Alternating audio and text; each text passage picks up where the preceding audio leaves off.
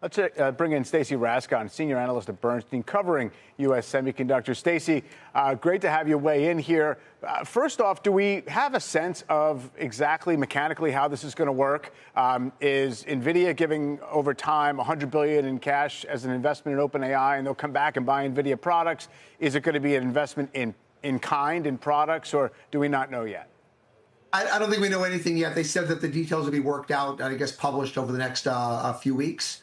It sounds like, though, that the $100 billion, at least from what we can tell, it looks like it's incremental as the capacity is built out. So the first $10 billion looks like it's going to come in the second half of next year as they ramp up Vera Rubin over to OpenAI. So I wouldn't anticipate that there's a $100 billion like lump sum all at once. It looks like it'll come out over time, over some period of time as they build out up to what looks to be 10 gigawatts of capacity. The first gigawatt second half of next year. And what is your key inference from this in the sense of what it means for size of the market, the pace of the build out, whether there's still scarcity, whether there's enough power to have this all happen? Yeah, no, those are all great questions. I mean, look, as of right now, we clearly I mean, one of the primary overarching themes seems to be a shortage of compute. Everybody out there who's involved in this seems to still be scrambling for compute. And so I do think that is part of this. And, you know, Jensen's thrown out some big numbers for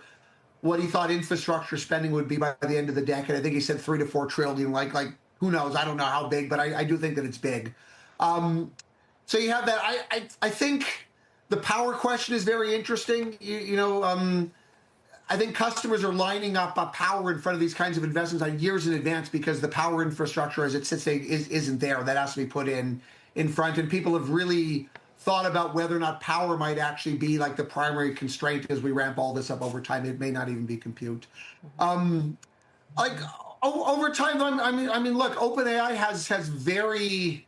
We saw with Oracle and some others last week. OpenAI has some very robust goals for what they want to bring to the market, to the world of AI.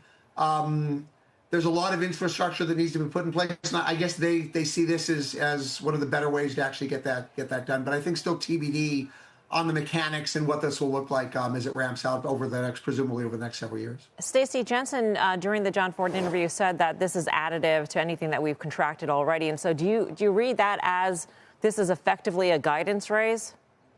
Well, I mean, they haven't given specific guidance on revenues, and he's already given some very sizable numbers for infrastructure spend. But I mean, fine. Like if it makes it easier for me to believe a $3 trillion, infrastructure number, like I don't need it to be upside to that. Like if it makes that number more plausible, I think that's fine, frankly.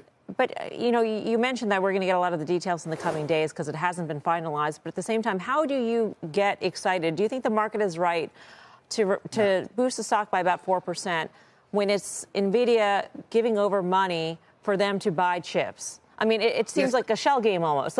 Can you walk us through that logic? You could argue either way. So right now, again, the stock is up. And again, you can argue that at least I can chalk in numbers like revenue dollars that are clearly going to be there next year. And this has been the story on the AI space in general. I mean, for 2 or 3 years now, it's been number go up, and like number seems like it's still going up.